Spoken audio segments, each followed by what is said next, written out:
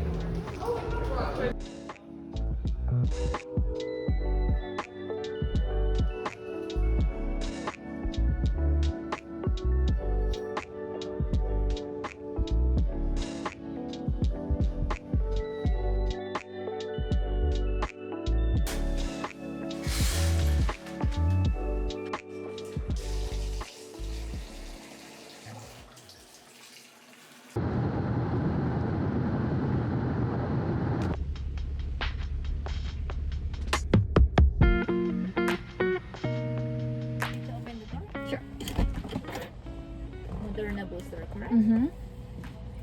So this booster is half a dose compared to before, but side effects the same. Fever, chills, body fatigue. Okay. Like after 12 hours. So usually within 8 hours you might experience it, but I had mine like the next day. Oh really? Fever? No, body pain all over. After my Pfizer booster, because I had the whole Pfizer, I had the worst pain of my life. Really? Okay. With the booster. Got it. But yeah, I just rest it out, and you can take pain medicine as needed. Okay. Tylenol is more recommended, but whatever works for you. Okay. Should I take it like even though I don't have anything yet, or should I not? No, it's more recommended that you take it when you feel experience it. Yeah. Thank you very much. Thank you. And there's 15-minute observation outside at the parking lot. Okay. I'll just write down the time.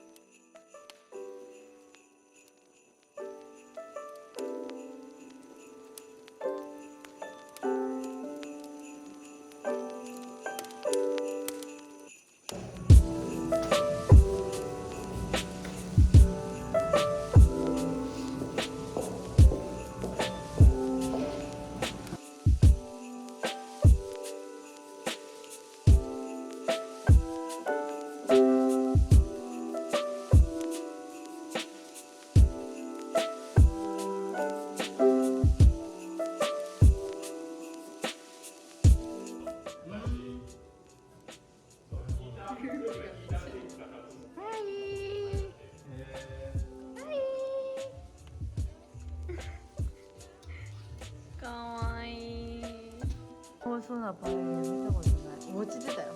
お家で。